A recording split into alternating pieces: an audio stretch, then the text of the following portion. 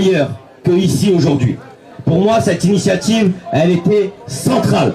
Et je tenais à remercier déjà les camarades pour me laisser la parole, mais d'avoir aussi organisé ça. Je voulais vous dire un grand bravo pour l'organisation de ce meeting qui, pour moi, est centrale dans la période.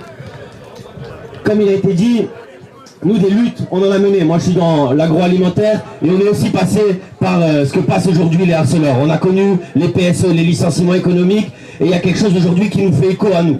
C'est la lutte pour l'emploi. C'est quelque chose de central, les camarades. Nous aussi, on s'est battus. On a eu la question du chèque qui était posée, etc. Mais on a mené la bataille jusqu'au bout sur l'emploi. Des fois, on a perdu, des fois, on a gagné.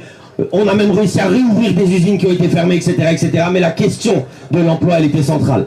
On a aussi connu la lutte contre la répression. Et l'année dernière, mon patron, il a tenté de me licencier. Et on a mené une bataille. Plus de 6 mois de lutte. 1 mois et demi de grève, mes camarades, ils ont fait pour obtenir ma réintégration. Et mon patron, il a été obligé de me réintégrer et de me verser plus de 500 000 euros. C'est des exemples de lutte comme ça qu'il faut, les camarades. Parce que quand on lutte, c'est seulement quand on lutte, les camarades, qu'on peut gagner.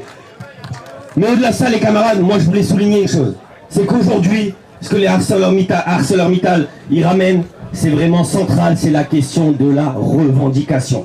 C'est la question de l'emploi.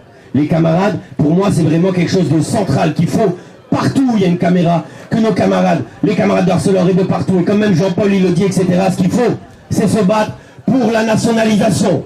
Mais la nationalisation sous contrôle des travailleuses et des travailleurs. C'est central de poser cette question aujourd'hui. Il a été dit par les raffineurs avant. C'est pas avec Ferracci ou je ne sais qui qu'on veut à la tête d'Arcelor. C'est les travailleuses et les travailleurs qui doivent diriger. Ils font tourner la boîte tous les jours. C'est à eux de diriger leur boîte. C'est ça la réalité.